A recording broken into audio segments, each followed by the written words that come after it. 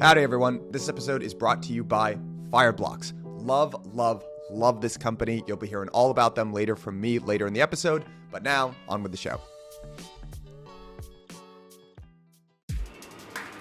All right, everyone. Welcome back to another weekly roundup edition of On the Margin. I am joined, as always, by my indubitable co-host, Mr. Mark Yusko. The adjectives are back. I love it. It. And indubitable. That is that. I'm trying on a new one. See if it fits. I think it suits you. I like it. Yeah. So, all right, I got the Carolina blue shirt on for my heels tonight, playing up in Philly, and we'll do the reveal. I got the orange pants on for the bull market, but I got the Bitcoin roller coaster because we are still on a roller coaster. I think we're going to be on a roller coaster for a long time. So, I don't think people should get too excited about 44K, because that's where we were a week ago, before we were back down in the 30s. So, but anyway, we'll talk, I'm sure, about all that stuff. You don't think the merge is the new happening, and we're all gonna rip from here and fundamentals, baby? Look, I think the narratives that people cling to are the ones of number go up, and we don't look at all the other things that are happening. But there are some signs of continued debauchery in the currency markets, which I think you've got some stories on. So that certainly is a little tailwind. And the thing I love though is we always have the pre Bitcoin conference pump, and then it's kind of like everybody gets there and it's like, okay, it's gonna go to the moon. It's kind of like buy the rumor, sell the news. So we'll see. Maybe it does. Maybe it does go to the moon. I will just say, we've been saying on the show, there's been my firm belief for a while, ever since it was pretty clear that the bull market was fading. We didn't get probably the intense highs of previous bull markets, so I just never thought we deserved the deep lows of previous bears either. And what I will say is we're already breaking pattern here from previous bear markets. I mean, there was that initial 50, 60% sell-off or whatever, and it's basically been consolidating and trading water ever since. Not to say that every, past performance is indicative of future results. Obviously, that's not the case. But I will say it's held up much better than I think a lot of folks thought it would. They were still waiting for that, what's that, like the stomach falling out of your soul bear candle. Although, just pure despair. Again, that is interesting because that definitely, it's definitely still out there on the horizon. And one of the things that makes me nervous, right, is when you look at the price action, that consolidation talk about, there's this thing is when you get to this base level and you kind of come down and then you hit the base and you bounce off it and you hit the base and you bounce off it and you hit the base, and each of the bounces keep getting lower and lower, you get this thing that's called a descending wedge. And that descending wedge, it's a very bearish chart pattern if you break through the bottom. And that bottom's right around 30,000. And if it's possible, I'm not saying it's going to happen, but it's possible that you could have that kind of November 2019, we lost 50% in a heartbeat from 6 to 3. And I remember being with the guys at investment meeting, and you guys said it would never go below 10.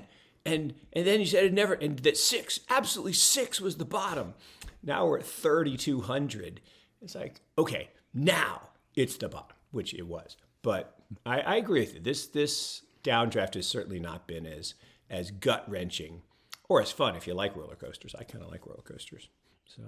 But I think barring some sort of big global macro sell-off in the face of, something like Russia, Ukraine, escalating, food crises, we're going to talk about rising oil prices and how governments are starting to combat that. But I think barring some big macro sell-off, it doesn't feel to me anymore like the market wants to go that much lower. And I actually, something funny is I think a lot of people are still calling for but all the crap hasn't been shaken out. And that actually, to me, I'm starting to view that as maybe it just won't though, honestly, because I will say there is some part of me that just wants the cleansing fire at just all of these of projects. Well, that's what winter is. Yeah, I mean, I just did a whole presentation on this on Wednesday about seasonality and that winter is necessary for the abundance of spring, right? Yeah. Winter is part of the natural evolution. And I think Mark Twain had this great line is that, the happiest people are those that, accept the positives of every season. They're positives of winter, they're positives of spring, summer, fall. Just be in the moment and live it. Yeah, seriously. All right, I want to get into our stories here, but before we do, I got to give a quick plug to Permissionless, this conference that Blockworks is hosting down in Palm Beach, and Mark, you were speaking at. Very, very excited about this. 5,000 to 7,500 people, all things Web3, culture, DeFi, metaverse. It's going to be really, really great. We've got a great lineup of speakers. Chris Dixon, we recently added Do Kwon of Terra, Vlad Tenev, the CEO of Robinhood. So really, really great lineup of people. We've also got our own commemorative line of NFTs called Permies. They are extremely cute. They are designed by a Pixar designer and graphic designer and artist. So go check them out. You can find all about us on our site or subscribe to our newsletter, but highly recommend y'all be there. I will acquire. The mint is coming, man. It's 4 days from now, 29th. Excellent. So, all right, excellent. Fire up your engines. I'll have to get off the ski slope to get one, but okay. I will get off the ski slope for you, Michael. Mark, I appreciate it. All right, so let's get into our first story this week. So obviously rising oil costs are being problematic. We've seen a couple of different governments. So most recently, Gavin Newsom of California is proposing an $11 billion relief package, including a $9 billion tax refund for rising gas prices. Germany is also slashing its fuel tax in a $16.5 billion energy package. So we're going to get into some of the more details there, but basically governments around the world are starting to feel the bite of rising energy costs. Mark, what is your take on this? Here's the problem. The guy, I tweeted this out yesterday that he's living proof that math is hard. Hashtag math is hard. Think about what he said. Okay, we're going to give these gas cards to people based on their car registrations. Okay, so what about people who don't have a car, who are probably even hurting more than the people who have a car? They don't get it. It's so regressive, and it's basically just pandering to the voter base, right? Which is a little more affluent, soccer moms that Gavin wants to keep. Well, he's just a horrible leader to begin with. But I don't know. That one makes me crazy. And anyway. To Gavin's defense here, I have no opinion on him as a politician, but he's not alone in doing this, right? So to give you all a sense of how much gas has risen. So this time last year, gas was $2.87. The national average is now $4.24. In LA, prices have climbed to over $6, apparently, according to AAA. And it's not only Gavin Newsom that's doing this. So there are similar kind of proposals, albeit not as large, in Georgia, in Maryland, and other states are starting to talk about this too. And obviously, we're seeing it in Germany. What I would say is, I think your point about politicians being somewhat short-sighted, and it's interesting to see how various politicians are responding to inflationary pressures. We were talking about this before we got on. This is not related to oil, but I literally had to double check that this was true. In Quebec, they are worried about rising costs and inflation. Yeah. So, so get this. They're giving $500 each to residents to counter the rising cost of living ahead of a fall election. The idea that you can give people free money to solve a problem created by giving people free money is, and this goes back to the Fed, right? Everybody's like, oh, the Fed, okay, they're going to raise rates and they're going to stop inflation. Really, the balance sheet increased again last week. They're not fighting inflation. They're causing inflation. They are devaluing the currency every single day because, as you said, the structural integrity of the global bond market, the global treasury market, has been damaged. You can't have a $3 trillion deficit, which is what we have in the United States. $3 trillion. Come on, give me at least a little smile, Michael. Dude, I'm with you. I'm with you. I know. But you can't run a $3 trillion deficit and expect countries that you have antagonized, like China and Russia, to willingly bring them. We'll take all your bonds. I know, but I actually don't see who's winning out of this. I literally can't understand who's winning because. So I don't know if you've seen this. Shoot, someone. Rich people. Tyler Rich people are winning. Big, big, actually, big, big, actually, big, you're big, probably right big. about that. But capital is moving out of China. It's interesting, and one thing that I think I misunderstood. Again, non-geopolitical expert here, right? And I'm not pretending to be, but one thing that I was thinking about when Russia invaded Ukraine was, what is China going to do, and are they going to use this as some sort of cloud cover to invade Taiwan? And what I have been hearing from geopolitical experts who I actually trust is that this, in fact, dashed the hopes of China because they've looked at the sanctions that are being levied against Russia and saying, "Whoa, we do not want any of that," basically. And they're extremely. I think one of the geopolitical weaknesses of China is that they import like 80% of their energy or something, and the U.S. essentially guarantees those. It all comes via tanker, right? This is all transported over the ocean, and the U.S. guarantees the safety of those trade lanes. So, Yep. Yeah, I mean that was interesting to me. But if you For look, now, for now, but Michael, here's why, because you said they have been dependent on getting oil, of which the U.S. protects the shipping lanes. That has been true. But what did they just do with Russia? They just cut a massive deal with Russia to help Russia? No, not to help Russia, to help them to secure long-term supplies of oil and gas over land through these big pipelines that they agreed to like 3 or 4 years ago. I think this. I mean, ultimately, it always comes down to energy. It's like the pipeline going through Ukraine that they're trying to get.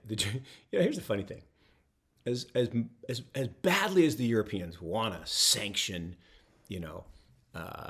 Russia, and I guess my son-in-law was over visiting companies in Germany. He said everybody's flying the Ukraine flag, and everybody's rah rah, and but every day they're sending billions and billions of dollars to Moscow to pay for all the gas because they can't live without the Russian natural gas.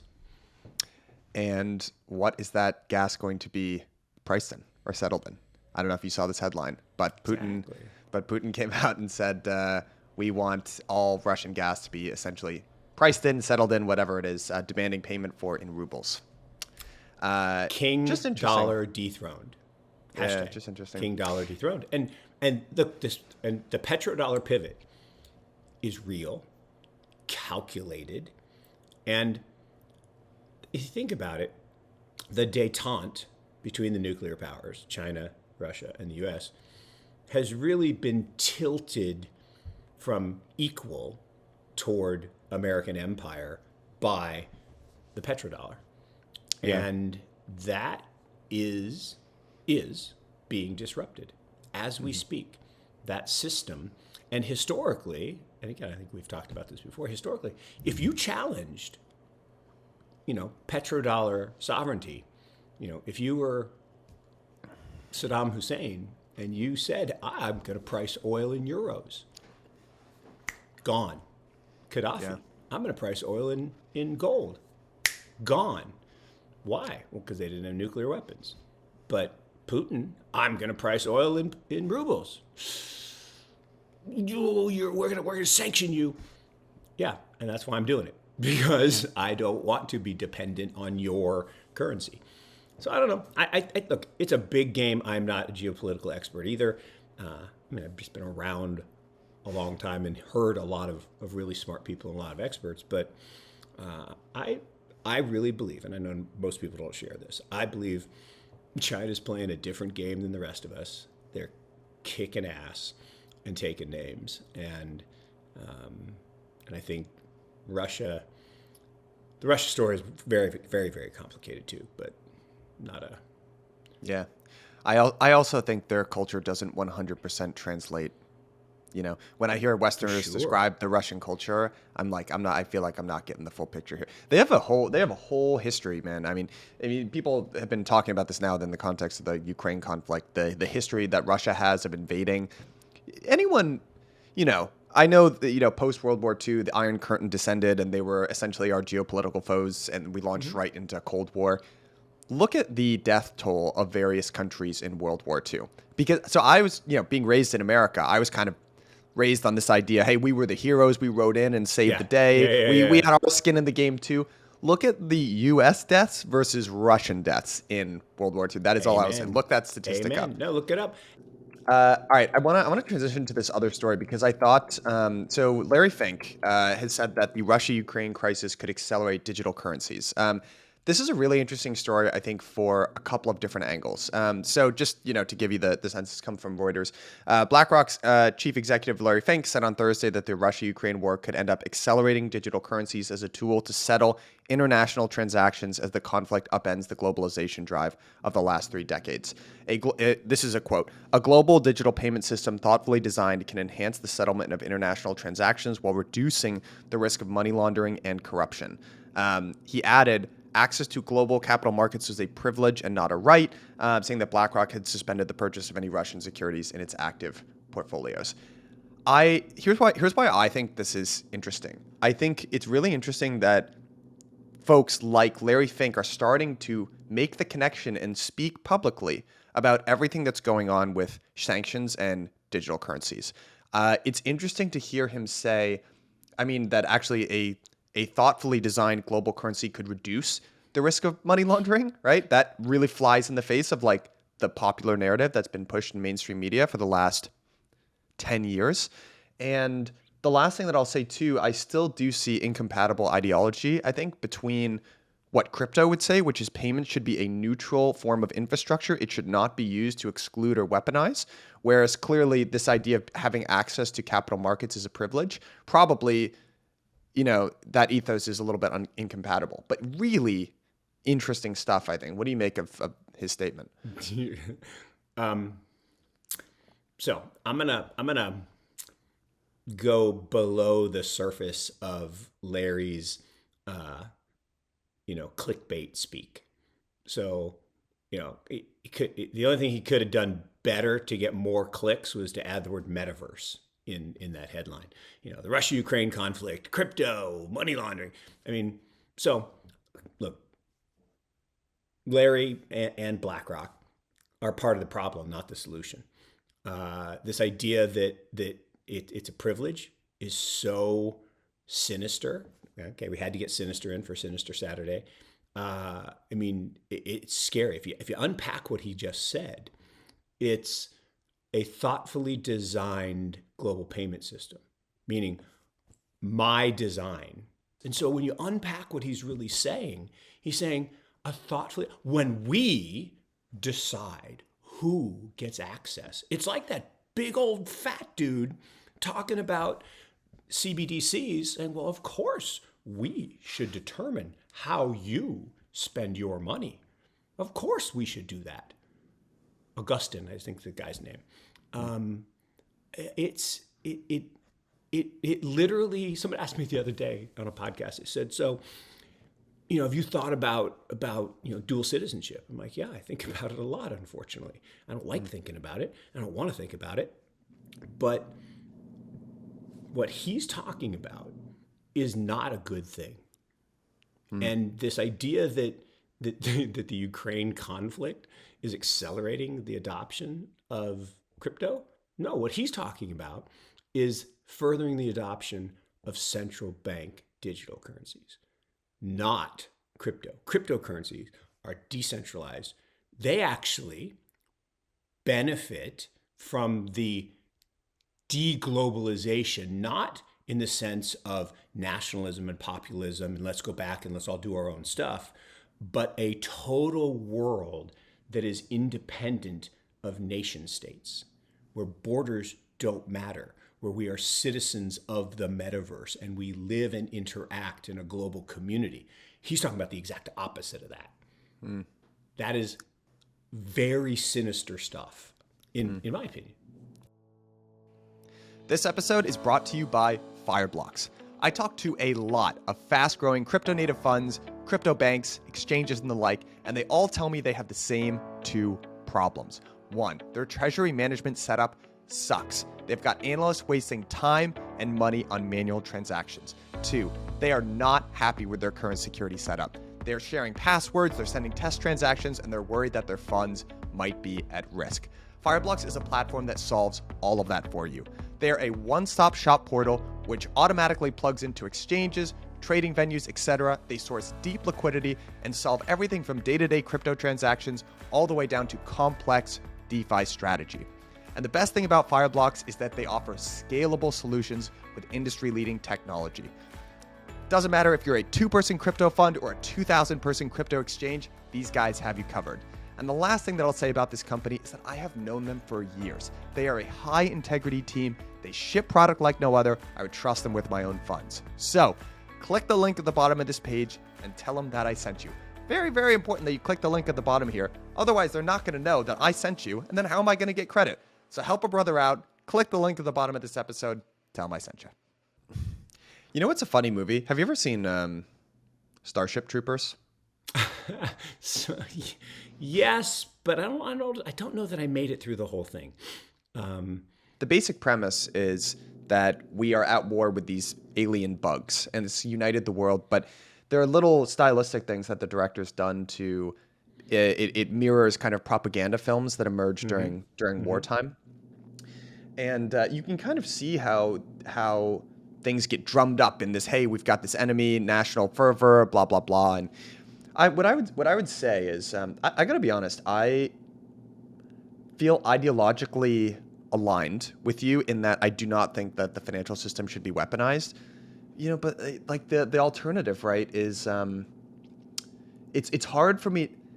Because the next logical step of that is, okay, if we don't do that, then you still need to enforce things, and the way you do that is with physical, like kinetic war. And it's hard, you know. I'm a 28-year-old male in this country. Like there's a chance, right? Mm-hmm. What are the implications for me? And if I'm explicitly not endorsing that, what am I endorsing? So it is. I mean, these are hard questions to answer here. Here's an interesting story. Ray Dalio, the founder of Bridgewater, is investing potentially through a crypto fund. I've never heard of him. Who is Ray Dalio? Yeah, he's a pretty big guy. He wrote this book called Principles. You might have heard of it. He's a bit of an author. Yeah. It's a big giant book, like 100 things. Yeah. Okay. Yeah. Now this was kind of a catchy headline. You know, the below the masthead thing is it's the world. Bridgewater is planning to back an external vehicle, and this is coming from 2 sources reported by CoinDesk. It has no intention of directly investing in crypto assets itself. So still a very a pretty big change in tone. I mean, if you can go back for the last couple of years and look at Dalio's descriptions of Bitcoin, he's been pretty unfriendly to it in the past, but that's beginning to potentially change. He wrote this book. I gestured here. I have it somewhere in my room. The Changing World Order, and in it, it's hard to read that and not. It's hard to read what he's writing and not come to the conclusion that Bitcoin is a huge part of the solution here. And I just wonder if maybe that is the conclusion that he's coming to, or 100%. But remember, as you just said, it's hard to understand how you could write all that and not see it. That's exactly the point. But when your livelihood depends on not seeing it, right? That's the old quote. I can't remember who said it. Probably Mark Twain, right? That if it's really hard to convince someone of something when their livelihood depends on them not believing it, right? Yeah. And so Upton Sinclair. Yeah. I mean, a genius. And here's the thing: Ray is a mad genius. I mean, Ray is awesome. He does amazing research. He has amazing research teams, and he understands history, which is why I hang out with you so much, because you understand history. History is so important. And, Churchill's line, right? The farther back we look, the further forward we can see, or farther forward we can see. And, Ray, to your point, no way could do the work that he did and have the depth of knowledge on the globalization and deglobalization and reglobalization and deglobalization and not see this. And I think he did see it the whole time. But he couldn't say that because he had been up on the WEF stage denouncing it, because that's what they were told to do. Because if you're part of that cabal, right, the WEF crowd, the New World Order crowd, if you're part of that crowd, to embrace the thing, it's literally like the Empire and the rebels. I mean, you're either with Palpatine and the black suits, or you're with, Leia and Luke. And I'm with Leia and Luke. And I think that becoming a rebel means you're going to be ostracized. Now, if you're super rich, who cares if you're ostracized? Unless they weaponize against you, right? Which is possible. And I think the last part of it is Ray also is he's a capitalist. He's a really good capitalist, and so he is very good, as are all of the greats, at when you want to buy something, you talk shit about it and get the price to go down so you can buy it cheaper. So once there is a method to the madness. And I remember when the Musk was making all the bad things, like, guys, you realize that's what people do, right? Julian was the master of this, right? He would say, okay, we're going to go long copper. So what I want you to do is I want you to go short 50 million copper. And then I want you to go on the media and tell them that we hate copper. Julian Robertson? Yeah. Oh, yeah. I mean, they were, and Druckenmiller would do this, and Soros would do. I mean, that's what you do. If you need to buy a lot of something, you don't just start buying it, because what happens? The price goes up. You need to convince the world that you hate it. It's like if you were going to try to buy a house now in this crazy market, do you go, with the money in hand and be part of the auction? Not me. I mean, I'm not even interested. What do you mean you're not interested? It's a perfect house. Yeah. It's funny you say it, because I don't think people know that. Like, even as recently as, March 2020, when Bill Ackman gets on CNBC, says hell is coming. I looked at that and I was like, oh my God. No, this guy is such a smart guy. He's saying that it's going to get so much worse. I think he burned a little bit of his, at least in my book. I was like, come on, dude. I mean, look, it's one thing to say, okay, I like copper, go short, go on CBC, tell people. But in the middle of a pandemic, to say hell is coming, the worst isn't here yet, as part of an investment strategy, I don't know, man. I think there are some limitations to what you should do for money and your responsibility that you have to society. Sorry. And look, he's got a great track record. He's way richer than me, so I shouldn't say anything negative, and I won't. But it's not surprising that he was the one doing what you just described. This weekend I rewatched The Smartest Guys in the Room, the Enron documentary. It's my all-time favorite doc. It's just great. It's just really good. Well, and Bethany McLean, who is just one of the best writers ever. I'm not ever in this generation. She's definitely one of the best journalists in this generation, who basically put that all together is incredible. She's the best. And she's awesome. She's just awesome. And it's funny. I could never find it, but we actually had the original JWM Partners pitch book. They came to Chapel Hill and they pitched us. I mean, I sat with those guys in the room, and they were the smartest guys in the room. I actually I like as basically my mantra, and I like to be the dumbest guy in the room all the time. It means you're in the right rooms. So, but these guys, I mean, we didn't invest, thankfully, but and it's not because we knew it was a Ponzi and a fraud, but mostly because. Can I say dickhead on this? If I can't, sure. We'll edit it out. HBO, baby. But I have the no dickhead rule, right? And I've only violated it twice in my life, and it cost me money both times, and I never do it again. But they violated that rule. They were. You can totally see how it happens and how people get wrapped up in it. And I mean, my personal view is that no one gets away with anything on a high enough level. I just don't think those character flaws come back to bite you in sometimes invisible ways as well. Yeah, but you say they don't get away with it. They kind of did until they didn't. But why? It's because those really, really smart, arrogant, good-looking, so it can be male or female, people people want to be around them, right? They're drawn to them. And so what happens is they come in and they don't want to ask any questions. It's literally like the emperor with no clothes. The halo effect. You need the little kid to say, Mom, the dude's naked and it's not pretty. And you got the halo effect. And I talk about this one.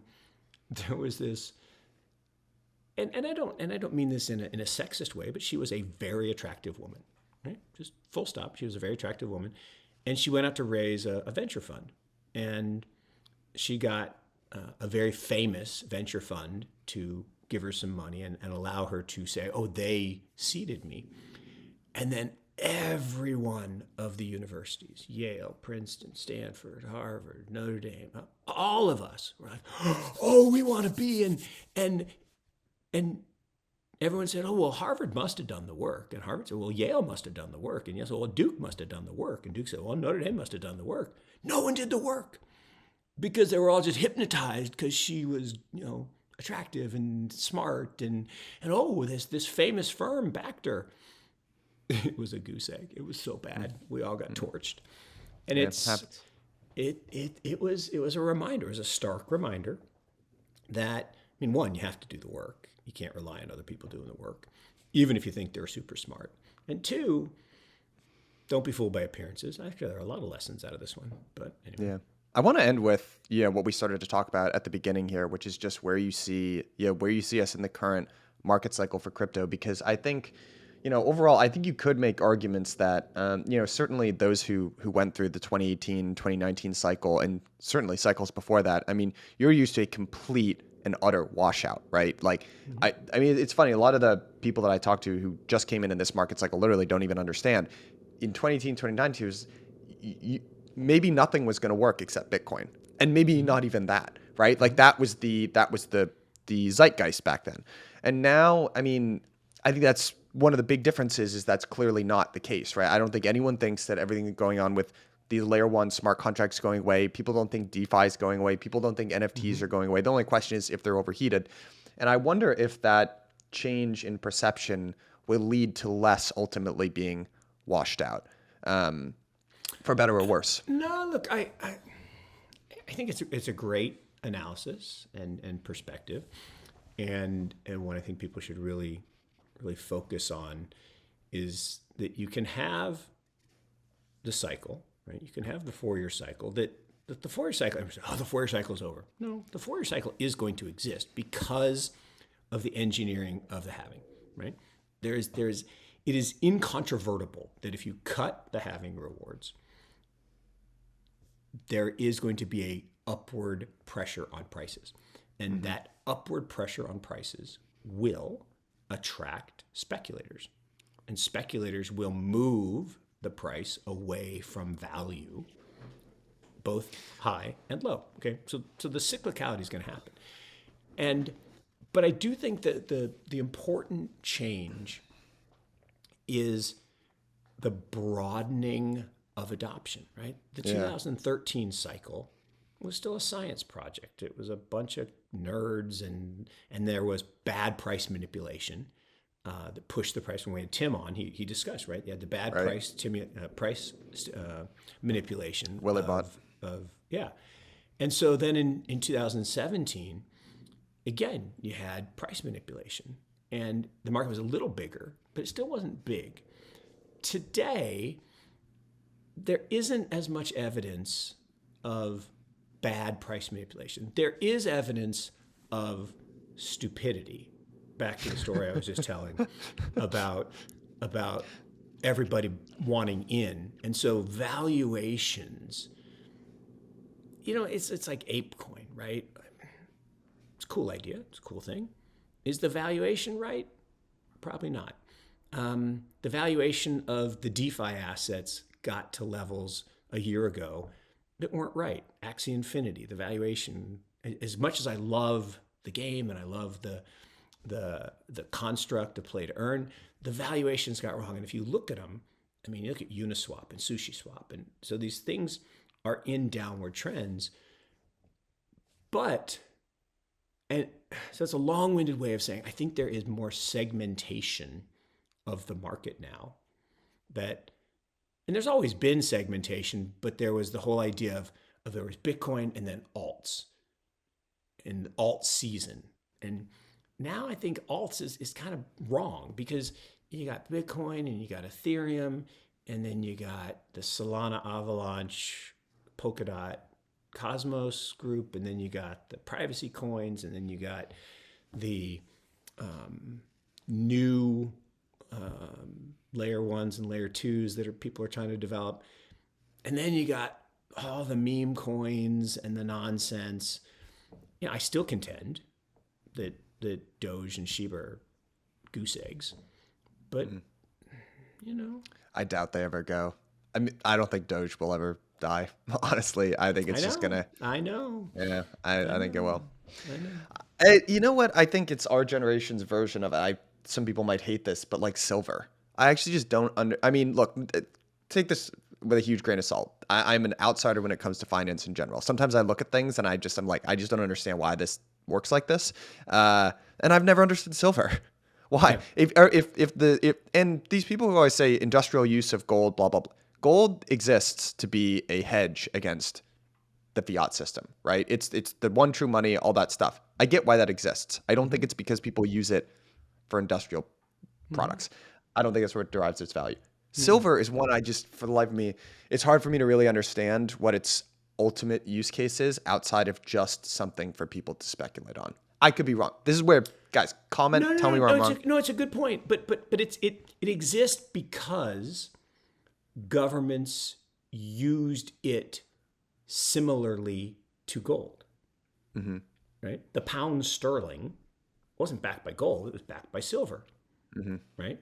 Early money in the U.S., silver certificates, right? I actually have some somewhere that they say, you can turn this in for $1 worth of sterling silver. So, and if you go way, way back to the UK, I can't remember the exact dates, but there was a mix of gold and silver that determined the valuation of the currency. So, but you're right, it's always been a poor, sibling to the king, or it's a king and queen, or king and crown prince, and actually that works, right? It's like I say, Bitcoin, Ethereum, and everybody else, all the other princes that hate each other. Saudi Arabia, you got the king, you got the crown prince, and then you got 6,000 princes that all think they should be crown prince, but they're not. And so you got gold, you got silver, you got a bunch of other metals. You got platinum, you got palladium, and platinum makes a few rings. Some people have platinum little bar things, but the problem is you can go produce so much, the stock to flow doesn't work. Palladium, more industrial, catalytic converters. Copper, too plentiful. But there was a time when copper was one of the most important metals in the world. So belief, custom, but I do think you're right that there could be a silver to Bitcoin's gold. I don't believe it's Doge. It's probably Litecoin more than anything else. You know what? I was gonna say that's the popular opinion, but like, what has Litecoin done? Litecoin is. I guess it still has. Yeah. No, I mean it's just a fork, and here's the thing, and as is Doge, right? It's a fork of a fork, and it comes down to communities. If a community believes something has value, then it has value. But my point is, there can only be one true store of value, to your point, right? Theoretically.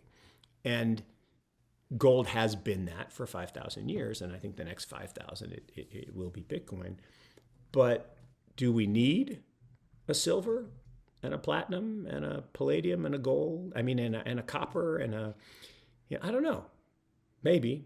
But I also think